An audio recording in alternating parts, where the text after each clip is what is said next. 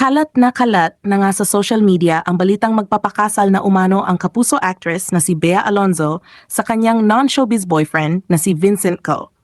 Ayon sa mga usap-usapan, nakatakda raw ang kanilang wedding sa May 16, 2026 at gaganapin pa umano ito sa isang bonggang venue sa Spain.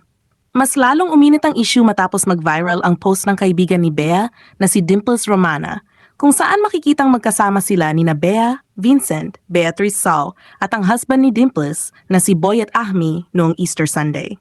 Sa kanyang caption na punong-puno ng faith at positivity, hindi maiwasan ng netizens na mapansin ang tila espesyal na bonding ng grupo. Pero ang mas lalong nagpasabog sa comment section ay ang isang netizen na nagsabing namimigay na raw ng wedding invitation si Bea at naka-private plane pa umano ang biyahe papuntang Spain.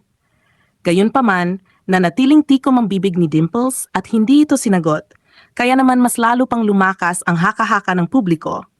Matatandaan din na noong March 8, 2026, lumabas sa online mass ng St. Peter the Apostle Parish Church sa Paco, Manila ang kanilang marriage banns, isang opisyal na anunsyo ng simbahang Katoliko para sa mga magpapakasal.